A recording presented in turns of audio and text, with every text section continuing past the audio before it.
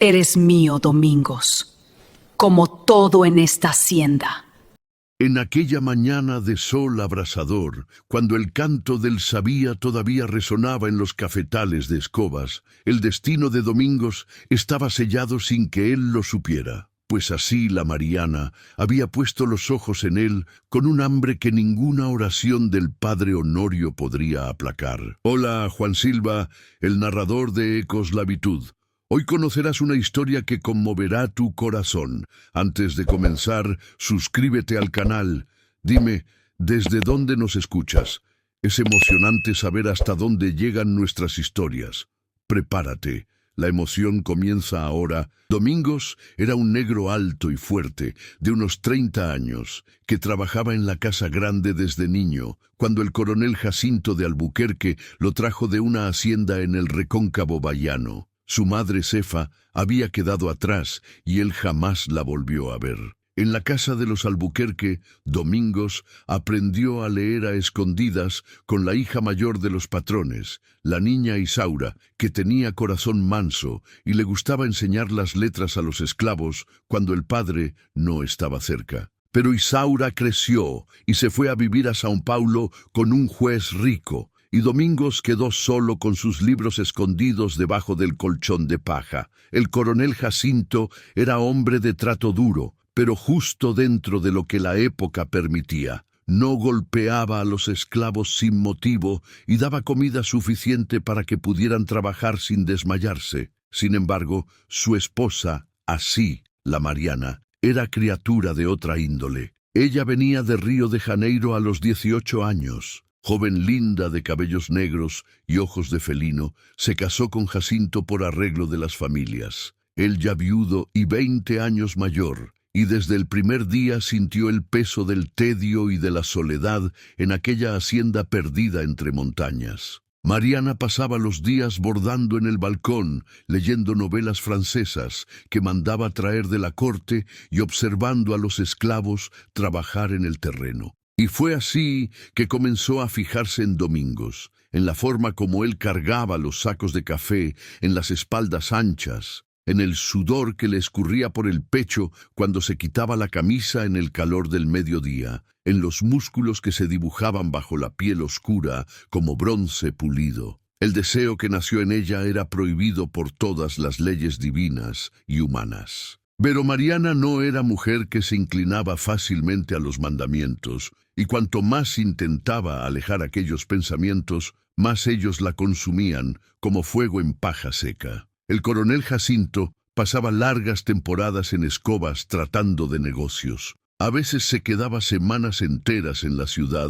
cuidando de asuntos de la Cámara Municipal y de la venta del café. Y era en esas ausencias que Mariana sentía la tentación crecer como hierba mala en su corazón. Una noche de luna llena, cuando el coronel estaba hacía 15 días fuera, Mariana mandó llamar a Domingos a la Casa Grande. Dijo que necesitaba que él arreglara una ventana de su cuarto que no cerraba bien. Domingos subió las escaleras con el corazón apretado porque sabía que no había ventana rota ninguna. Él mismo había verificado todas las cerraduras la semana anterior. Cuando entró al cuarto de la señora, ella estaba de camisón blanco, los cabellos sueltos cayendo por los hombros, y había una botella de vino del puerto sobre la mesita de cabecera. «Domingos, arregla esa ventana para mí», dijo ella con voz suave, señalando una ventana que abría y cerraba perfectamente. Él se acercó, fingiendo examinar la cerradura, las manos temblando,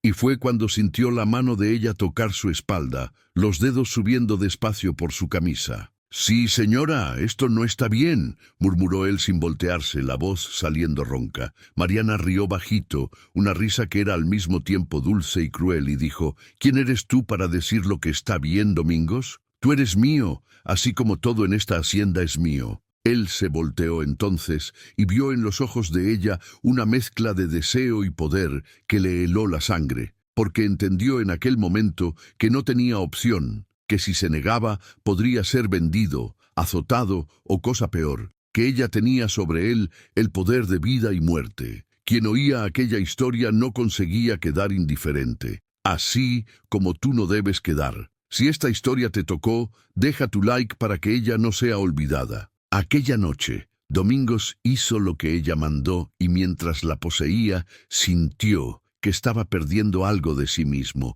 un pedazo de su alma que jamás recuperaría, porque no había placer en aquello, solo vergüenza y asco de sí mismo, como si estuviera traicionando todo lo que su madre Cefa le enseñara sobre dignidad y honor. Mariana, sin embargo, sintió placer. Un placer mezclado con la embriaguez del poder, de haber doblado a aquel hombre fuerte a su voluntad, de haber violado todas las reglas y salido impune. Después de aquella primera noche, ella lo llamó otras veces, siempre cuando el coronel estaba fuera y Domingos iba porque no tenía alternativa, pero cada vez que subía aquellas escaleras, sentía que moría un poco por dentro. En la senzala, los otros esclavos comenzaron a percibir. María de los Dolores, que lavaba las ropas de la casa grande, vio a la señora mirando a Domingos con aquellos ojos de serpiente. Benedicto, que trabajaba en la molienda, notó cómo Domingos se quedaba callado y triste,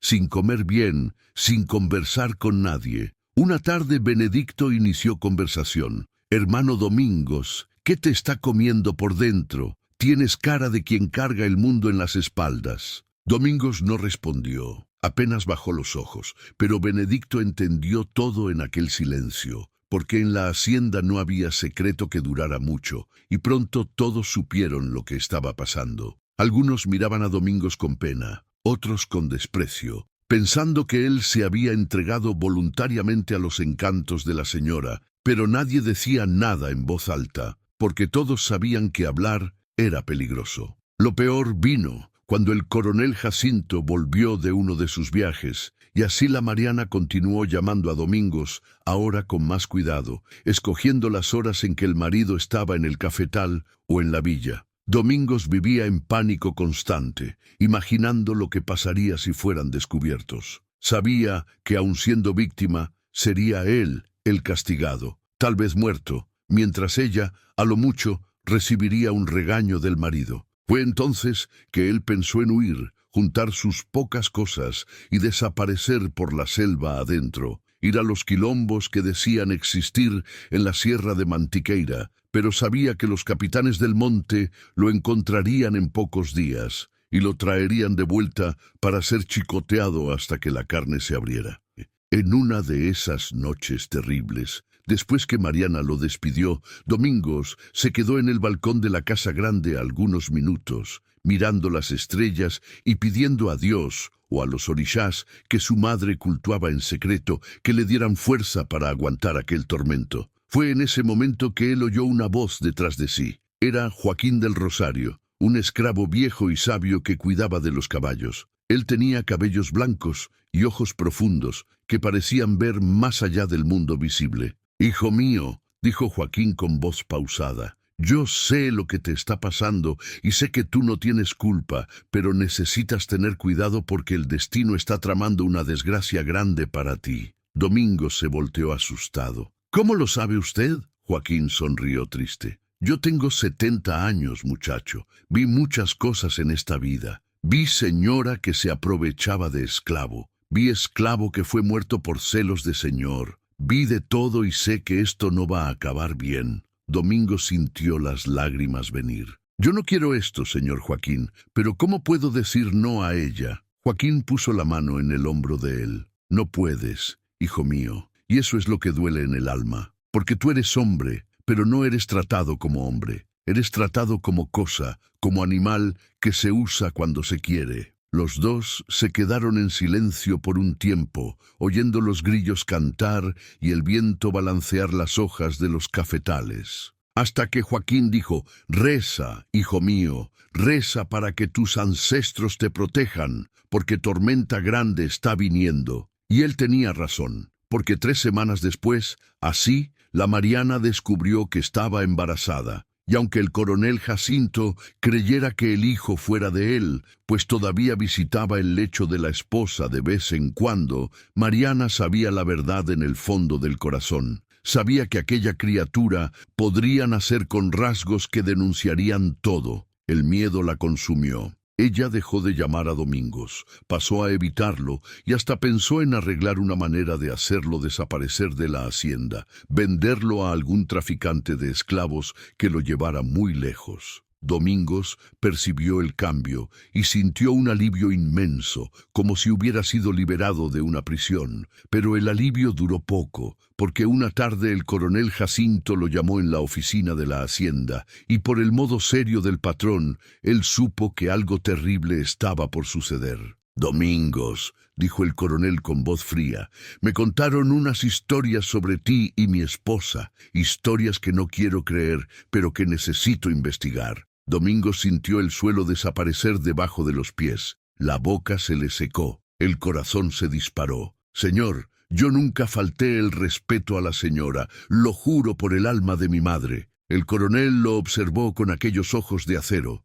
«Entonces, ¿por qué ella anda nerviosa? ¿Por qué tú andas desaparecido? ¿Por qué María de los Dolores te vio saliendo de su cuarto de noche?» Domingos no sabía qué responder. Cualquier palabra podría ser su sentencia de muerte. Entonces se quedó callado, los ojos bajos, las manos temblando. El coronel se levantó, tomó el látigo que quedaba colgado en la pared. «Yo voy a darte una oportunidad de decir la verdad, Domingos, y dependiendo de lo que digas, yo decido qué hacer contigo». Fue entonces que Domingos, en un destello de coraje o desesperación, decidió contar todo, porque guardar aquel secreto lo estaba matando por dentro. Él contó cómo así la señora lo llamaba, cómo él no podía negarse, cómo sufría cada vez que subía aquellas escaleras, y mientras hablaba, las lágrimas bajaban por su rostro, 30 años de dolor y humillación, saliendo en palabras entrecortadas. El coronel Jacinto oyó todo en silencio, el rostro poniéndose cada vez más rojo, las manos apretando el látigo con tanta fuerza que los nudillos de los dedos se pusieron blancos. Y cuando Domingos terminó, hubo un silencio que pareció durar una eternidad. Después el coronel dijo apenas: «Sal de aquí, ve para la senzala y no salgas de allí hasta que yo decida qué hacer». Domingos salió corriendo, el corazón casi saliendo por la boca, y fue directo para la senzala, donde Benedicto y María de los Dolores lo esperaban ansiosos. «¿Qué pasó, hermano?», preguntó Benedicto. «Yo conté todo», respondió Domingos. «Ahora solo Dios sabe lo que será de mí». Aquella noche, la hacienda entera se quedó en silencio tenso. Todos sabían que una tormenta se estaba formando en la casa grande. Voces se oyeron. Así la Mariana gritó. El coronel gritó más alto todavía. Platos se quebraron, puertas golpearon y de madrugada un tiro resonó por la hacienda, haciendo que todos despertaran asustados. De mañana temprano, el capataz vino a la senzala y mandó a Domingos prepararse. Dijo que el coronel iba a venderlo a un comprador de esclavos que estaba de paso por la región, un hombre que llevaba negros para el sur, para Río Grande, para los saladeros, donde la vida era aún más dura. Domingos juntó sus pocas cosas. El libro que Isaura le diera escondido, la imagen de Nuestra Señora que su madre le colgó en el cuello cuando niño, y se despidió de los compañeros de senzala. Benedicto lloró. María de los Dolores hizo la señal de la cruz. Joaquín del Rosario apenas dijo: «Que los ancestros te acompañen, hijo mío, donde quiera que vayas». Antes de partir, Domingos miró una última vez para la casa grande y vio así a la Mariana en la ventana del cuarto, la mano en el vientre ya levemente redondeado, los ojos rojos de llanto. Y en aquel momento él no sintió odio ni pena de ella. Sintió apenas un vacío inmenso, porque entendió que ambos eran víctimas de un sistema cruel que transformaba seres humanos en objetos, en propiedades, en cosas sin voluntad propia. La carreta que lo llevaría lejos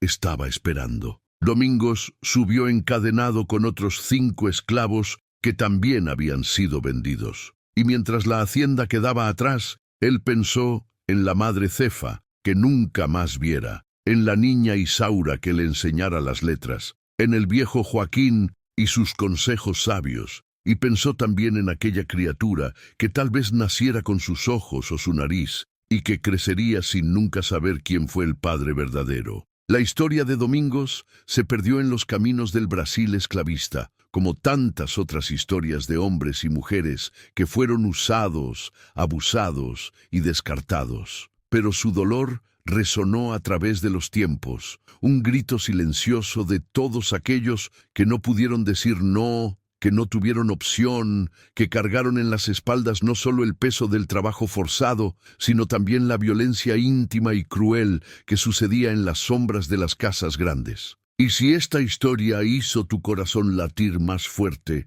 ve ahora allá en el canal y suscríbete para conocer las otras voces que el tiempo intentó callar, porque necesitamos recordar. Necesitamos honrar la memoria de esos hombres y mujeres que sufrieron para que nosotros hoy podamos ser libres. Y nunca, nunca olvidar que la libertad es el bien más precioso que un ser humano puede tener y que nadie, absolutamente nadie, tiene el derecho de quitar la dignidad de otra persona. No importa el color de la piel, la posición social o el poder que tenga, porque al final todos somos hijos de la misma tierra. Todos merecemos respeto, amor y la oportunidad de vivir con la cabeza erguida y el corazón en paz.